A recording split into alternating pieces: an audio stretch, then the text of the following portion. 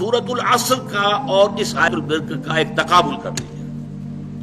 دیکھیے سورۃ العصر میں ایک لفظ آیا تھا والعصر ان الانسان لفی خسر الا الذین آمنوا. وہاں کچھ نہیں تھا کہ ایمان کس کس چیز پر، کون کون سی باتوں پر، کچھ نہیں. یہاں کیا آیا؟ من آمن باللہ والیوم الآخر والملائکۃ والکتاب والنبیین. اسی کی تشریح ہو گئی. یہ نیکی تو حقیقتاً اس کی ہے جو ایمان لایا اللہ پر اور یوم آخر پر، قیامت کے دن پر، اور فرشتوں پر، اور کتابوں پر، اور نبیوں پر. تو اس کی میں مثال دیا کرتا ہوں کہ جیسے ایک بند کلی ہو، کلی ابھی بند ہے، موتیے کی ہے، چمیلی کی ہے، کلی ہے، بند ہے، گلاب کا کلی ہے، بند ہے. اس کے اندر پتیاں موجود ہوتی ہیں. آپ زبردستی کھول کے دیکھیں گے تو نظر آ جائے گا پتیاں تو ہیں، پتیاں ظاہر نہیں ہوئی. وہ کلی کھلی، پھول بنا، اب پتیاں ظاہر ہو گئی. تو وہاں ایمان جو ہے وہ بند کلی کے مانند تھا. ان الانسان لفی خسر الا الذین آمنوا. لیکن اس ایمان کی کلی کے اندر جو 5 پتیاں موجود تھی وہ کھل گئی یہاں پر آ کر. وَلَٰكِنَّ الْبِرَّ مَنْ آمَنَ بِاللَّهِ وَالْيَوْمِ الْآخِرِ وَالْمَلَائِكَةِ وَالْكِتَابِ وَالنَّبِيِّينَ. تفصیلی بحث اس پر بعد میں ہوگی.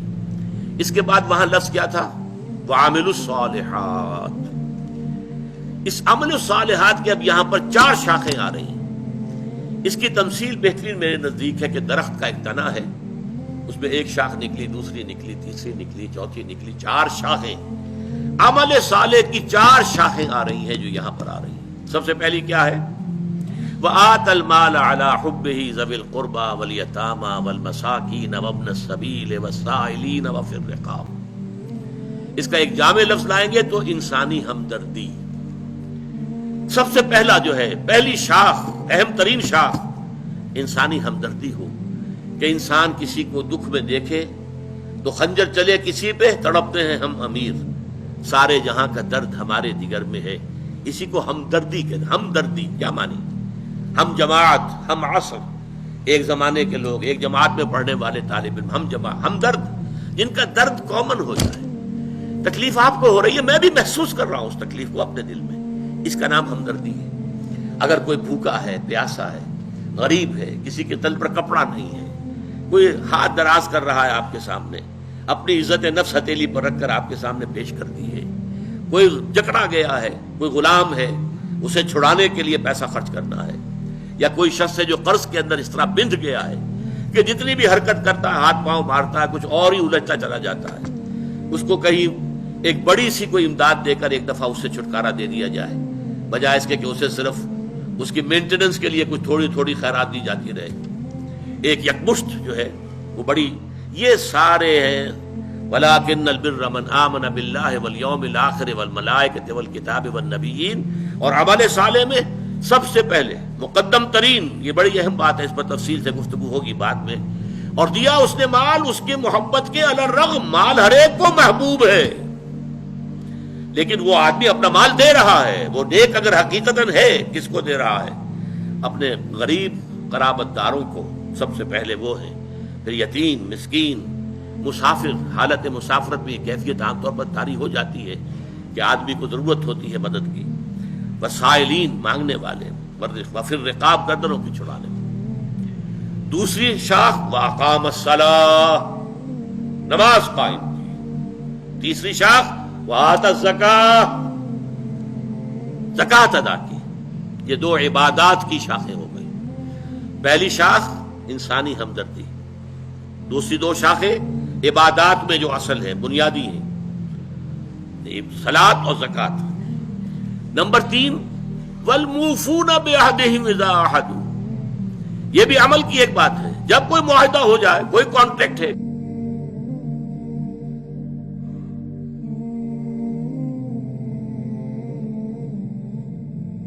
کوئی پرومس ہے، اس کو پورا کرنا. اس میں سٹریم لائننگ ہو جاتی ہے، اس لیے کہ تمام معاملات جو انسانی ہیں وہ معاہدے کے بل پر چلتے ہیں، کانٹریکٹ کے بیسس پر چلتے ہیں. کوئی بڑا بلڈنگ کا کام ہے، کوئی بڑا کاروبار ہے، کانٹریکٹ ہے، سپلائی کا کانٹریکٹ ہے وغیرہ، امپلائی کانٹریکٹ ہے، یہ کانٹریکٹس ہے.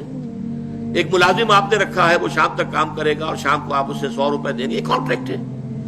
کانٹریکٹ کو پورا کرنا، معاہدوں کو پورا کرنا، گویا کہ اسٹریم لائننگ ہو جائے پورے کے پورے معاشرے کے اندر جو باہمی معاملات ہیں، بین الانسانی تعلقات، اس میں عہد کی پابندی۔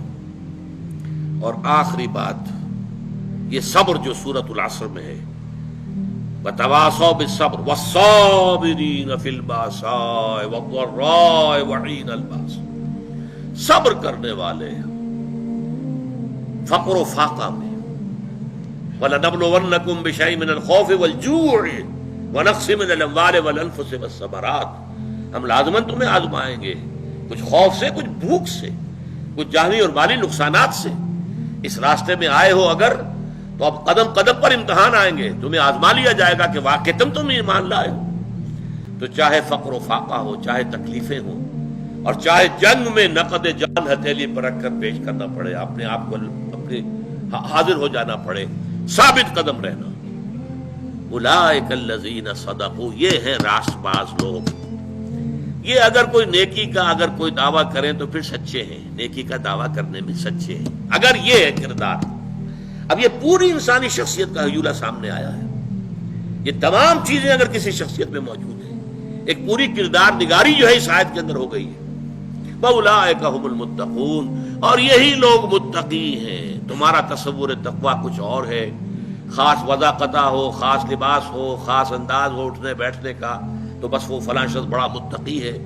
متقی یہ ہے جس میں یہ سارے اوصاف ہوں، یہ ہے ایک جامع شخصیت۔